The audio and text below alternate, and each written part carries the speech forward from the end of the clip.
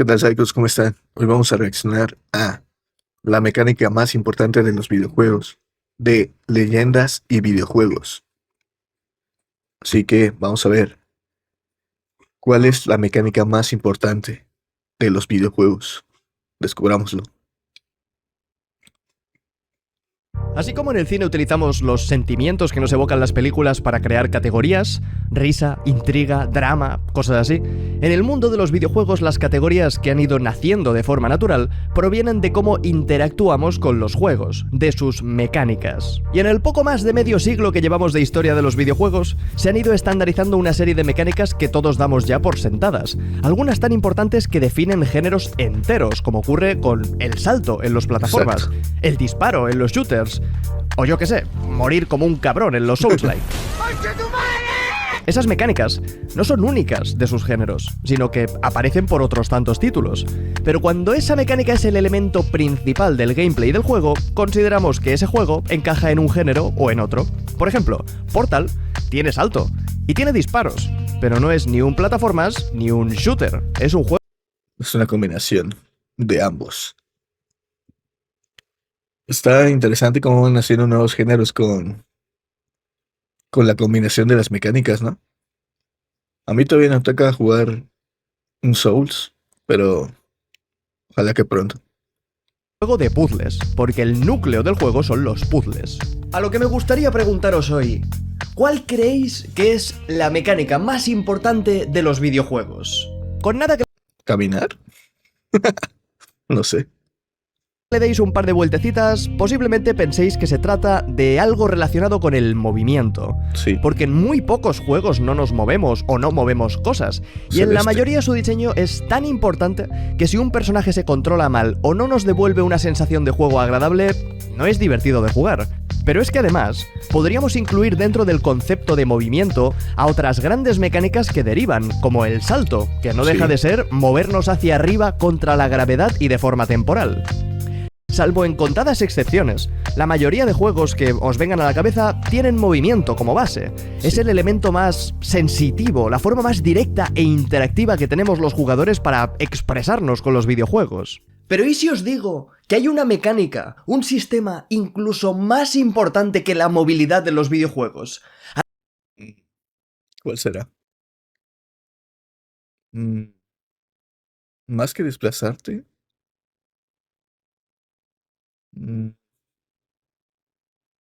No sé. ¿El objetivo? Pero no sería una mecánica, ¿no? No lo sé. Algo que tienen en común todos los juegos y que su ausencia, en algunos casos, ha llegado a crear hasta su propio género.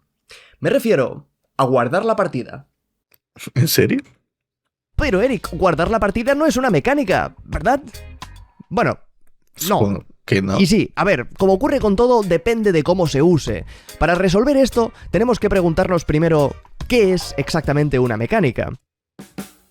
Y esta historia comienza en 1875, cuando George Mechanics inventó el La esposa de un mecánico. concepto de... Es coña, aunque me encantan los documentales de YouTube que te explican 150 años de historia hasta llegar al punto que empieza a ser ya ligeramente relevante para el tema del vídeo. Respondiendo rápido, las mecánicas son aquellos aspectos del juego que permiten al jugador llevar a cabo el gameplay. El gameplay es el qué hacemos cuando jugamos, y las mecánicas son el cómo desarrollamos ese gameplay. Por ejemplo, en el Tetris. Para desarrollar el gameplay del Tetris necesitamos 4 mecánicas. Una de movimiento de las piezas, a los lados y hacia abajo, una de rotación, para rotar las piezas, otra que crea una cola de piezas aleatorias, y por último, el contador de puntos que refleja una progresión y borra las líneas, permitiéndonos evitar la muerte todo lo que podamos. Sin cualquiera de estos elementos, Tetris no sería Tetris. Se le pueden añadir 1000 variaciones, colores, modos, lo que queráis. Pero si quitamos una sola de esas mecánicas, pues se viene abajo el juego entero. En el caso de un plataformas como Super Mario, la mecánica principal es el salto, por lo que la gran mayoría del gameplay está sujeto a esta. Así derrotamos a enemigos, saltando encima suya, superamos obstáculos saltando por encima, pulsamos botones saltando en ellos, obtenemos objetos rompiendo cajas con nuestro salto. Es increíblemente versátil. Una mecánica que puede no ser importante o incluso no existir en un videojuego es la clave para otro. Lo importante de una mecánica es que cree consecuencias en el gameplay dependiendo de cómo la usemos. Y es precisamente eso lo que nos interesa sobre el guardado de datos. Pero ¿cómo el guardado de datos sería una mecánica? Actualmente creo que puedes guardar en la mayoría de juegos dándole simplemente a escape y guardar, ¿no? O sea, al menú y guardar. Excepto en algunos, pero vamos a ver. En algunos juegos, el guardado puede ser instantáneo e invisible, buscando así obstaculizar lo mínimo posible la acción del jugador con puntos de guardado automáticos que apenas penalizan la muerte. Esto ocurre, por ejemplo, en juegos que buscan ser frenéticos, como Gears of War y otros shooters del estilo. En esos casos, lo último que querríamos es detenerlo todo para que el jugador se ponga a guardar la partida. Tremendo juegazo. Tremendo juegazo. Toda la saga. Bueno, hasta el 3. Aquí, la acción es lo más importante, por lo que todo lo que no aporte a generar ese frenesí es mejor que sea mínimo o incluso invisible. En otros juegos, en cambio, guardar busca ser conscientemente un momento de paz, de descanso, como las hogueras de Dark Souls. En esos juegos, cada minuto y cada metro que nos alejamos de una hoguera generan tensión, por lo que poder guardar nuestro progreso es como un bálsamo. Y si lo llevamos más allá, hay juegos en los que guardar es una tarea tediosa que requiere de algún recurso, como los cartuchos de tinta de Resident Evil o los puntos de Ori, lo que nos hará pensárnoslo 2 veces porque no podemos ir guardando cada vez que queramos. Animal Crossing pone tanta importancia en la persistencia de nuestras acciones, incluso de nuestros errores, que si salimos sin guardar la partida, vendrá un personaje a echarnos la bronca, porque busca simular un slice of life, y en la vida real no podemos volver atrás si algo no sale como queríamos. Y hay un género entero. Pero no sé, siento que actualmente no hay mucho como esa mecánica, ¿no? De guardar. Más allá de los ejemplos que ha dado. Aunque es cierto que cuando empezó Play, necesitabas las memory cards. Y si era un desastre, ¿no? El no poder guardar tus partidas. Tal vez realmente sí es bastante importante. Y hace que tengas como más ganas de jugar, ¿no? Porque volver a empezar todo desde el principio es como molesto, ¿no? Perder todo tu progreso de un día o de una sesión y no sentir esa sensación de avance. Pues sí, tiene sentido, ¿no? Ahora. Los roguelites, que determinan la progresión, o la carencia de la misma, con qué cantidad de cosas se guardan de una partida a la siguiente. Los originales no guardaban absolutamente nada, y los más modernos tienen algunos elementos que se guardan, pero la idea es que cada run la empezamos desde el principio. Y podría poner muchos más ejemplos donde el guardado es una parte truncal de la experiencia, nos demos cuenta jugando o no. Pero por encima de eso, lo más importante que tiene esta mecánica es que hemos llegado al punto en el que estamos de la historia de los videojuegos gracias a ella. En los orígenes... Bastante cierto, como que me hizo un clic en la mente, ¿no? El descubrir eso. Porque hasta en los roguelite, a pesar de que no se guarda y empiezas desde el principio, los puntos que vas ganando en tus partidas anteriores los puedes usar para mejorar a tu personaje o conseguir nuevos personajes, nuevas armas que podrás conseguir en esta nueva partida. De los videojuegos no se podía guardar la partida. Las limitaciones de las máquinas eran tan grandes que la idea de mantener en memoria una serie de datos incluso cuando la máquina estuviese apagada era tan heavy que no se planteó hasta pasados unos años. Aunque las puntuaciones y el concepto high score viene de las máquinas de pinball, fue Space Invaders el primer juego que lo hizo suyo y cambió cómo se relacionaban los jugadores con las puntuaciones. Porque no solamente era un número mostrado en pantalla, sino que al acabar además, ese número se quedaba registrado junto a un nombre en la máquina, personalizando cada máquina y motivando al resto de jugadores locales a superar la marca. Gracias a guardar este dato en memoria, el juego pasaba de ser una experiencia breve e individual a algo mayor, algo social. Los jugadores iban por las máquinas dejando su marca con 3 letras y creando lo que podríamos considerar el primer competitivo de la historia de los videojuegos. Cierto. Con los años, los juegos fueron ganando complejidad. En los ordenadores era relativamente sencillo guardar la partida, porque se guardaban en disquetes o en discos duros, por lo que se pasó de aventuras cortitas a cosas ya enormes como Ultima o King's Quest. Y en las consolas, es una locura ver los discos, ¿sí? Los disquetes. Por su lado, era otra historia. Juegos como el Super Mario Bros. Te lo tenías que pasar de una sentada, rezando para que tu madre no tirara del cable o para que no haya un apagón a media partida. Estos dos funcionamientos en lo que a guardar la partida refiere, igual no lo parece, pero determinaron el diseño de cientos de videojuegos durante años y crearon dos filosofías de juego muy distintas. En el mundo de los juegos de ordenador, en lo que era mucho más fácil guardar, predominaron los puntos de guardado automático, los checkpoints y sobre todo abusar del F5 y el F6, los atajos para crear puntos de guardado y cargarlos instantáneamente. A esto se le suele llamar save scumming. En consolas, por su lado, dada la limitación de guardado, nacieron experiencias muy distintas. Más cortas, pero a la vez más difíciles, con números limitados de vidas y una estructura pensada precisamente para funcionar bien con esta limitación. También tenían que ser como más difíciles, ¿no? Porque si te los pasabas en un día era como, no sé, como que después, de alguna manera, no desperdiciabas el dinero, pero eran como videojuegos caros para que te duraran poquito. Pues no tenía sentido, ¿no? Así que eran como más difíciles también.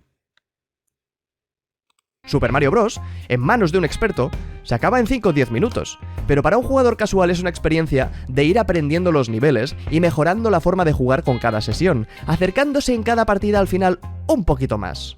La forma en que se podía o no guardar la partida determinó cómo se diseñaban los juegos, creando dos escuelas de diseño completamente diferentes.